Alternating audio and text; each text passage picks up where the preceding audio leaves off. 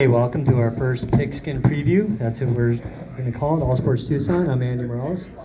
My brother Javier Morales and Troy Hudson, and my daughter Maggie Morales is running the camera. And we just got through talking to Gavin Davis and his coach Dustin Pace for CDO. They sort of previewed the Prescott CDO game, and we'll get to that in a second. But we're going to do it weekly. We're going to run through the game by game. I think there's 30 Southern Arizona teams playing this weekend. St. David 1A is playing tonight.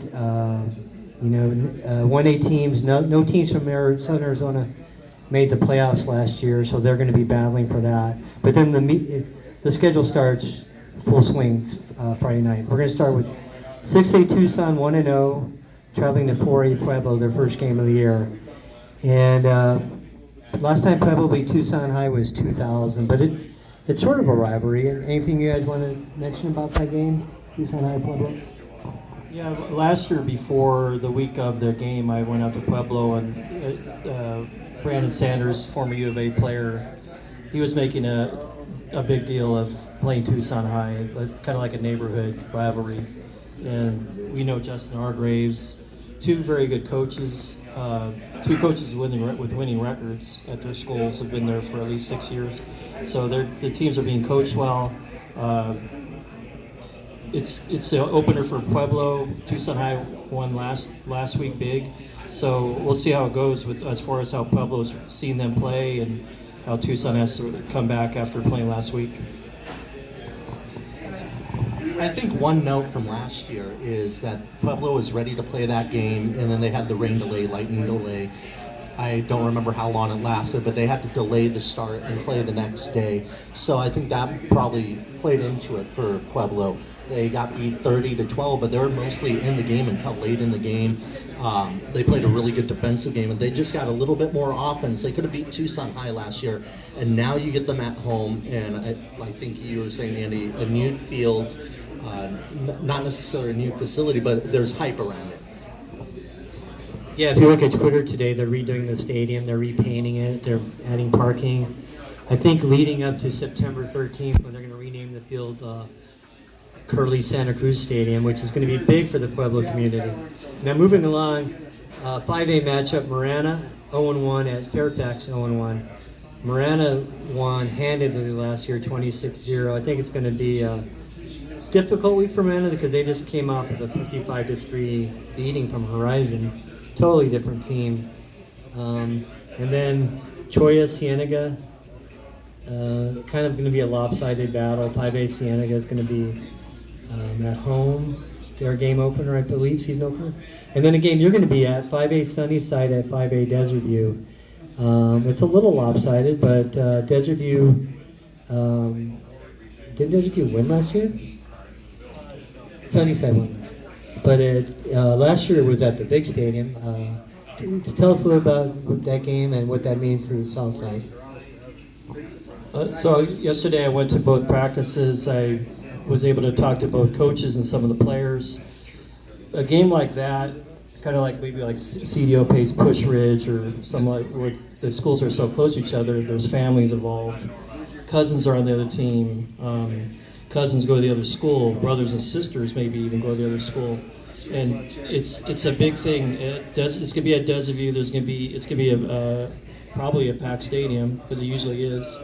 And Glenn Posey's back as coach at Sunnyside, and Robert Bonillas, he's going to have his guys ready. He had his guys ready last year. It was a close game, and Bonillas coached with Posey for 10 years at Sunnyside, so they have even the coaches have a lot of familiarity with each other.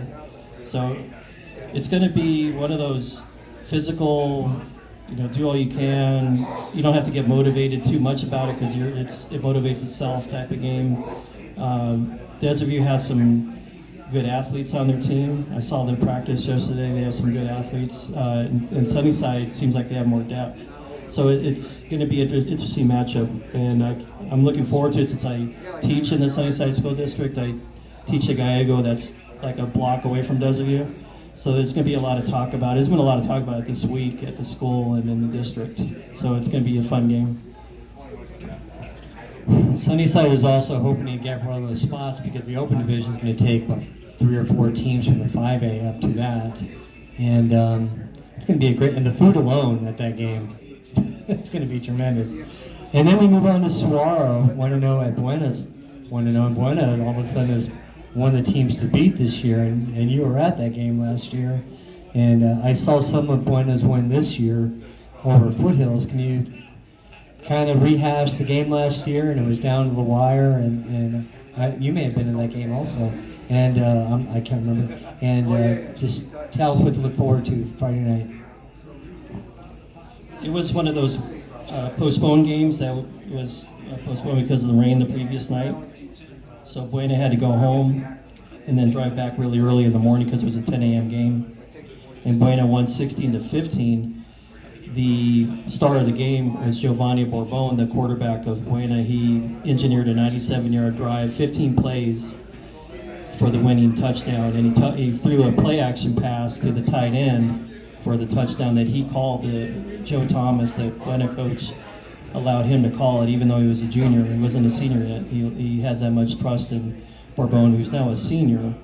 And I saw him last week against Catalina Foothills in their big win there, 35-6. They dominated.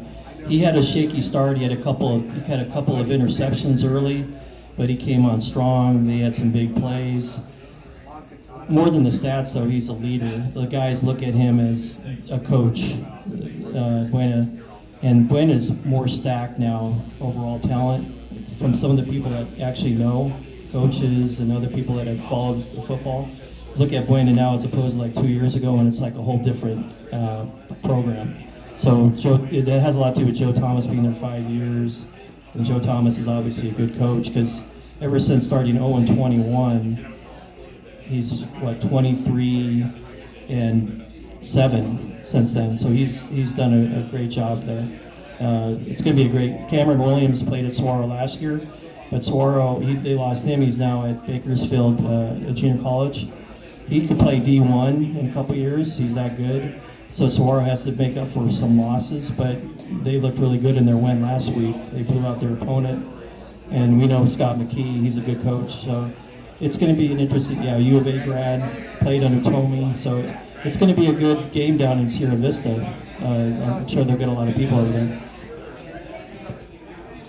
I think it's kind of a development of a rivalry game. Last year, it was a close game. Won at the last second, and it was one of those games where they had to play early in the morning because of the night before, the rain and everything. But I think both sides, they really take the personality of their head coach. When I went and saw them last year against Marana, and they beat Marana on the road, and the talk after that was, we just pulled off an upset that nobody thought we could. And that's the type of mentality that he has going into every game. They're the underdog every game in their mind. So when you have that bulldog fighter mentality, it makes for a dangerous team, especially on the defensive end. They're able to do some things that I think, get to the quarterback and cause some havoc back there. Yeah, Buena is certainly a sleeping giant down there. And then we move along, 5A Empire is going to be at 4A Rio Rico. Empire is probably going to move down to 3A next year. So this would be an interesting game for them. Flowing Wells at Walden Grove. Walden Grove has the Lopez twins. Alex Lopez threw for 2,700 yards last year, and his brother caught 1,300 yards. So I think it's going to be a difficult game for Flowing Wells. And Walden Grove, like CDO, is hoping to stay in the top 8 this year so they can host a playoff game. And then the big one, as far as the state is looking at, 6A Dobson at 4A South Point. Now, South Point beat Dobson 56-7 last year, but you can't take anything for granted. And one note that we need to talk about is Kevin Sunland's sons, Joey, sophomore defensive tackle, and his senior son, Jackson, tight end, are on the Lancer roster. So that's something to look forward to. Jackson is 6'3", 220 tight end. And Troy's going to be at that game. Do you want to talk a little bit about that game? Well, I think we all know, what South Point has, starting with Bijan, going to Bruno Fina, to Lathan Ransom. They have the talent. It's a matter of not looking ahead. Yes, you won 56-7 last season, but that was last year. These guys are going to come out hungry, ready to play. I mean, you blew them out on the road at their home. So they just got to be prepared, and there's a little bit, the quarterback situation. So are they going to be able to handle that with a new quarterback behind the helm, and maybe not the guy that they were expecting, and see how he performs? I think that's going to be the storyline going into the game, how the quarterback performs. Yeah, news came down before. Gay Brothers will not be quarterbacking. They will not be playing the first 5 games. They will not challenge the. They will not appeal the challenge, so they have to sit out the first 5 games. And then Vista Grand and Amphi. Vista Grand won 19-0 last year, and of course, through Javier's research, he found the Panthers head coach Jorge Mendivi is still 1 game shy of 100. I don't know if he's going to get it this week. We hope to be there. If he does, it's going to be a difficult challenge there. And then Foothills at Cactus, which was CDO's first round opponent last year. Catalina Foothills is 0-1. They haven't gone 0-2 since 2012. So it's going to be difficult for the school to overcome. 0-1 is difficult, but going 0-2. Is there anything you saw from the Foothills team that you saw last week? They have some good individual talent. Of course, it was Darius Kelly's first game and the coaching staff's first game together. So not only does the team have to mesh, the coaching staff has to mesh with preparation and game planning and game, management during the game. So there's a lot of factors involved. They went up against a Buena coaching staff that's been together for 5 years with some really good talent. So I wouldn't put too much of a barometer on Catalina Foothills off of that game. They do have some really good talent. I was impressed with Derek Williams, the wide receiver and cornerback. He's going to be a player that we're going to read about and hear about beyond his Catalina Foothills career. I think they have to work out some things on offense.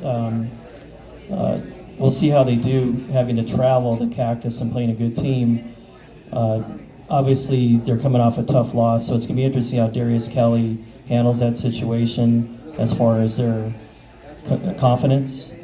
If they are able to go up there and play strong and keep it close, it could pay dividends for the next couple of weeks. We'll see how it goes. And then we have CDO at Prescott. We talked about that a little bit in the earlier segment. Prescott was actually leading Desert Edge 17-13 last week. Wound up losing that game, but it showed a barometer that team is for real, as Canyon Del Oro is, and it's a big game for both teams because the way the rankings work this way, CDO needs to keep winning in order to stay in that top 8. And then I'll be at Casa Grande at Sabino. Sabino holds a 5-1 record on Casa Grande, but Casa Grande's defensive coordinator this year is Randy Robbins. Josh Robbins, defensive coordinator, is at CDO. And of course, Randy Robbins played for U of A, played for the Broncos. He's on their Ring of Honor, I believe. And Casa Grande beat Sabino last year, so it's going to be a tough battle. Sabino wants to host a first round game, and Casa Grande's going to try to get into the playoffs. Casa Grande started out 5-1, but then they play in the Keno region, which is CDO South Point. So that's a killer for them. And then we have other matchups: 3A Catalina at 4A Palo Verde. That's going to be a great intercity battle. 4A Douglas at 2A Bisbee. This is the 149th match. They started playing each other in 1906. And for a while there, they played each other twice a year. They played each other 3 times in 1907. In 1918 was the only year they didn't play each other. That's because Douglas' team came down with the flu, which I believe was a disaster back at that time. And well, we just had a question. How do I know? I'm guessing. No, it's all, they keep track of this stuff. Those little schools. It's incredible. But Bisbee has Douglas number 5-1 over the last 6 meetings, which is interesting for a small school like that. And then Santa Cruz 2A up to Eloy, they're back. They won big last week. And then we have those smaller schools: San Manuel at Benson, Morenci at Santa Rita. I think a lot of Tucsonans are going to go to that game, they've told me, because a lot of people from our generation went to Santa Rita. and they want to watch Santa Rita do well, especially with Richard Sanchez coaching at Santa Rita. San Carlos had Tombstone, another big rivalry game down there, and of course the 1A battles, Babo Cavari at San Pascal and Val Union at Superior. So we have some big buys. Ironwood Ridge, Mountain View, Nogales, Rincon. Rincon's 1-0 for the first time in a generation. Push Ridge, Salrito, Tancaverde, Bisbee, Wilcox. Wilcox and Bowie have joined forces this year. So you want to talk about last week, this week, what you're expecting? Yeah, last week I was at Mountain View at Ironwood Ridge. It was Matt Johnson's return to Ironwood Ridge and James Hardy Jr., his first game as a head coach. And, that game started off a little weird. It was kind of a defensive battle, 2 quick turnovers by Ironwood Ridge, and that's how they got their first touchdown, an interception by Cameron Drescher, who took it to the house 35 yards. It was kind of a feel-it-out game, I feel, for both coaching staffs. The final score was 21-7, and you can tell that there was maybe some misunderstanding between the coaches and the players of the system, but I think you're going to get that in the first year. Whoever you are, you're introducing a new system. It's going to take some time to develop that, but Ironwood Ridge, their defense looked monstrous at times.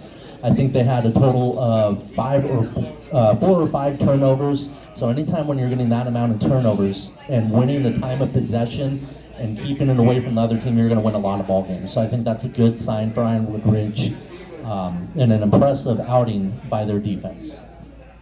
Javier, anything you want to talk about last week, this week? Just Douglas, the coach there is Hunter Long. He played at the U of A in 2014 when they won the Pac-12 South. He was a defensive end. He's a Douglas High grad. Brings a lot of energy to that program. I don't know if you guys seen pictures and so forth about after their win last week. He got doused by Gatorade, and like the whole team was around him. He wears a vest with a long sleeve shirt with a tie on the sideline. So he's bringing his own persona to that program. I can't wait to talk to him and do a story on him, being that he's from, he played at the U of A and he's a Douglas grad.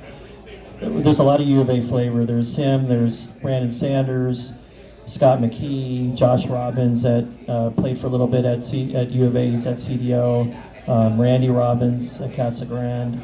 Am I missing anybody? Robert Bonillas at Desert View. He played under Tomey, and he carries a lot of Tomey's philosophies with his team. So it's been a great. Glenn Parker's an assistant coach at Catalina Foothills. You go on and on. The U of A program has a great input on a lot of these coaches, and it's something to look forward to this year to talk to these guys and see how their teams fare. I just hope that if it's going to rain, it should rain tonight. And so we can have a great Friday night. It's nothing like being on the sidelines, especially at kickoff. Even though you're not wearing a uniform, it still gets my heart going on about you guys. And it's exciting to be able to be right there on the sidelines, to actually watch the game up close. And again, I'll be at Sabino. Casa Grande's coming to town. Always a great time in northeast side of town. And looking forward to your guys' reports. You're going to be at South Point. You're going to be at Desert View, so we have the whole city covered. And of course, Sunday we're going to get together again and decide on the player of the week. Winslow Broadway player of the week, and then we're going to get coaches together. And we're also, during the week, we also have the Collective Cafe athlete of the week, and that's the other sports, volleyball, soccer, tennis. And this week we gave that to Mackenzie McCree from South Point golfer and Maya Bonita golfer from Catalina Foothills, who did very well this last week. And next week, every other sport starts.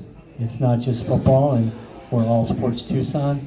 And it's all culminating the Frog and Furkin All-Stars in December, and then we start over with wrestling and basketball and winter soccer.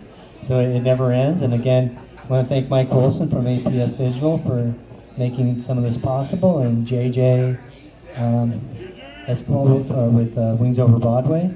And of course the CDO people here tonight, eating all their wings and pizza and soda. And this will be a weekly thing, so please come out. And I mentioned my daughter, Maggie Morales. She was an intern with us, played college softball. She played softball at CDO, state champion. And anything else you guys want to say? Where's the ring? Just that we look forward to covering high school sports. That everybody knows my brother Andy. He's the one that runs the show. Everywhere I go, it's you're Andy's brother, and we're just trying to carry on the tradition that he started with the coverage of high school sports, and hope to cover it more in depth.